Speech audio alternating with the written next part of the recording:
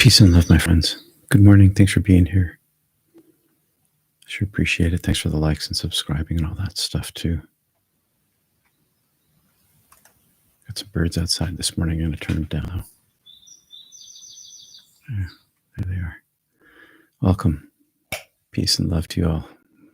This is Monday morning's meditation practice group. And thanks for being here live and by recording. We practice together because the more you practice, the more you get into the ritual of practice. The more you get in the ritual of practice, the easier meditation becomes, the easier it is to rewire your brain. And the rewired brain has so many benefits in daily life. But spiritually speaking, it's got a huge benefit because the more we step aside, the more we give our adoration, the greater the presence of the divine within us. So here's a poem. We're continuing in the Women in the Mystical Women series that we've been doing. I think this is number 20 in that series. And today is by one of my favorite Sufi poets, Rabia al-Basri. Good morning, Peggy. Rabia al-Basri. And the poem is called If I Adore You. If I adore you, out of fear of hell, burn me in hell. If I adore you out of desire for paradise, lock me out of paradise. But if I adore you for yourself alone, do not deny me your eternal beauty. So let's look at this mystical poem line by line, as we have been doing. If I adore you out of fear of hell, burn me in hell.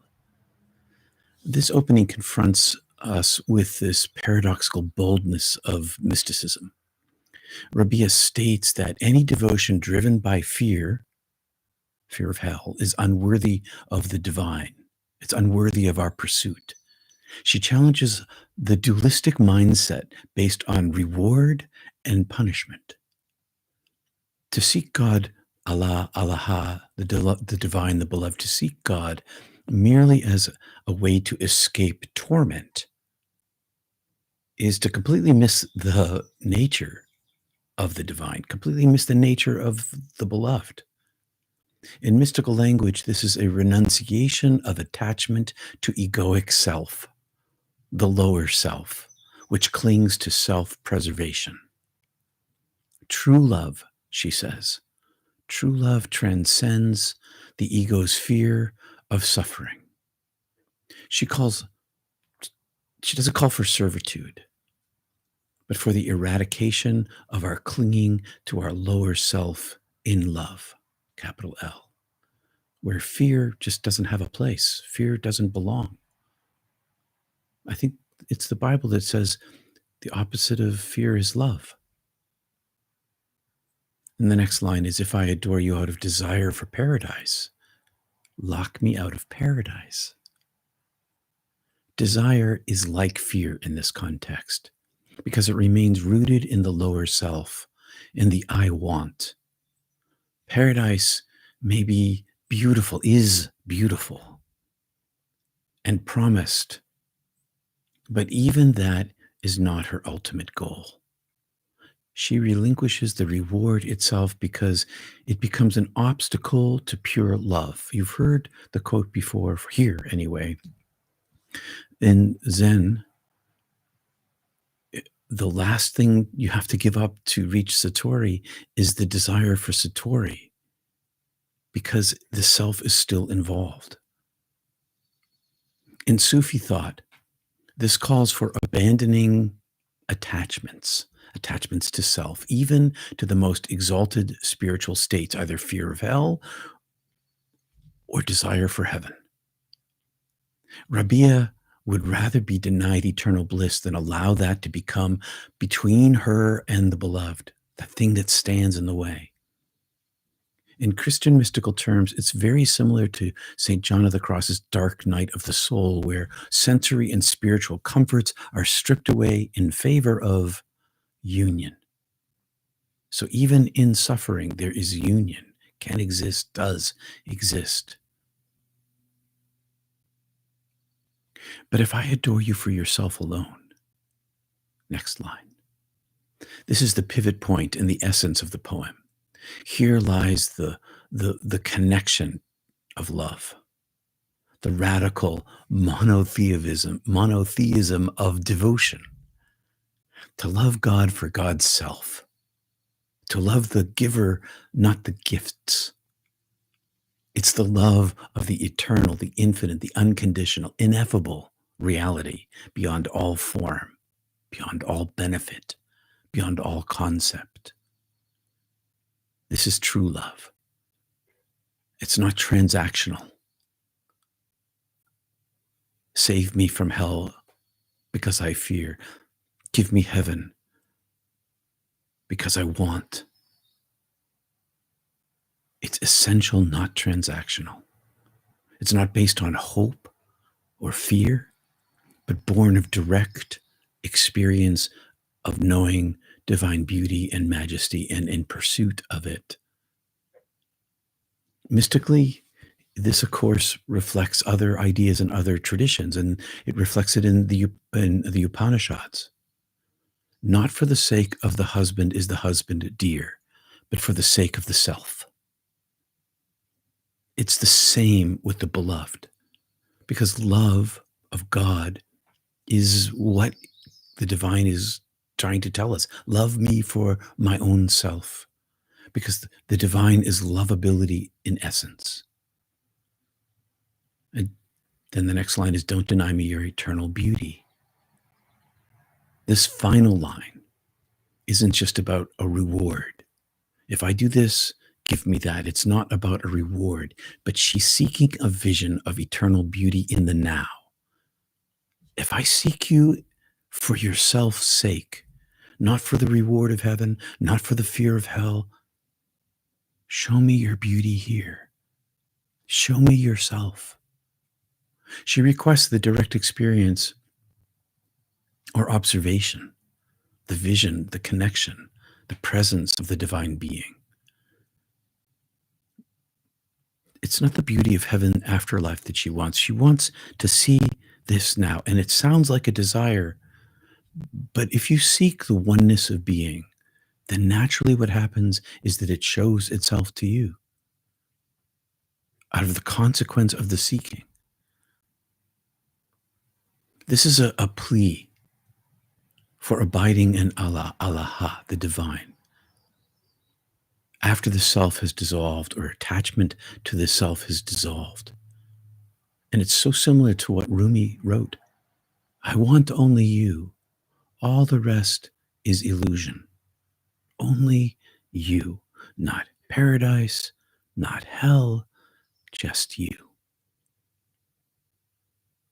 The word eternal in this context, it's essential because it refers to timelessness, uncreatedness, unconditional nature of the divine, this radiant still point around which all temporal joys, hopes, dreams, and fears revolve.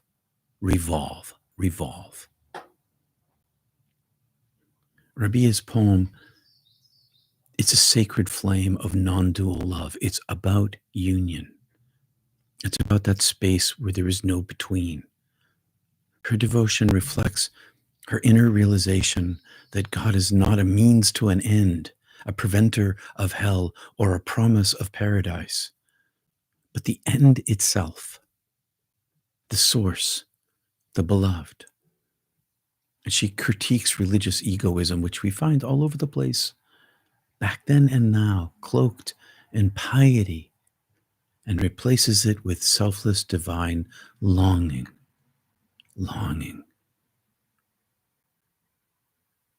Not for the future, not for heaven, not a fear of hell, but for the divine being itself. Show me your face. This poem critiques religious moralism, the idea that one must be good to earn heaven and avoid hell. Rabia offers instead a love that burns with this purity of fire, longing, and echoes mystics across the traditions. Meister Eckhart, I ask God to rid me of God.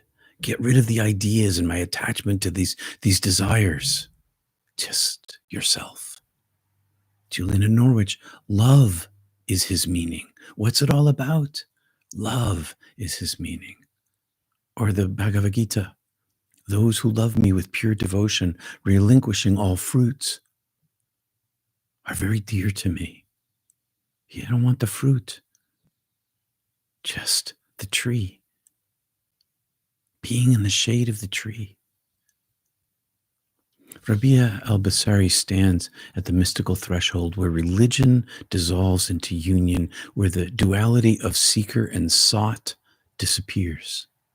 And this poem isn't a rejection of faith, but it's the fulfillment of mystical experience. She moves from the outer path of the religion to the inner path to the truth itself, where the beloved is loved for being God alone.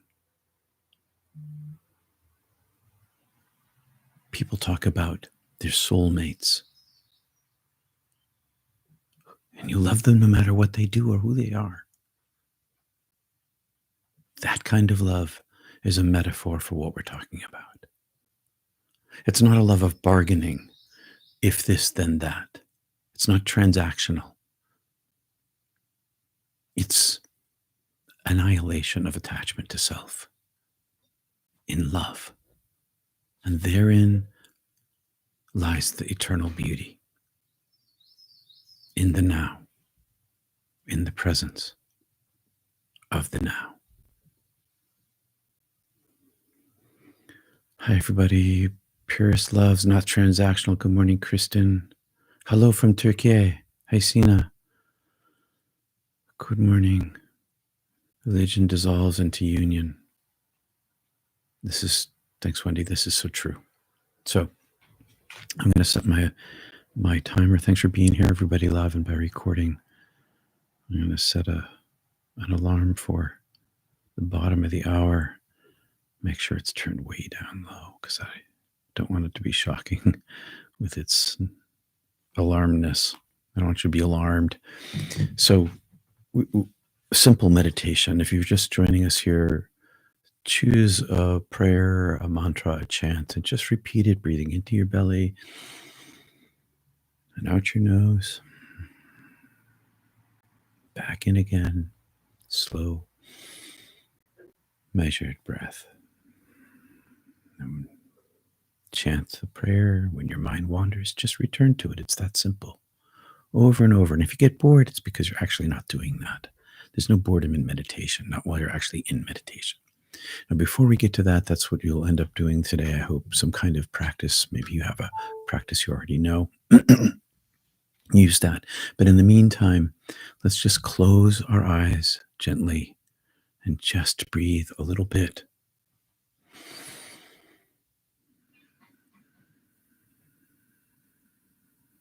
Let all your fears fall away. Let all desire dissolve.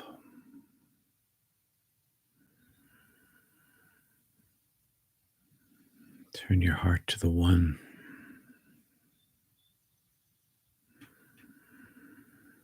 Not for reward or escape, but simply because beauty calls to you. See you at the bottom of the hour.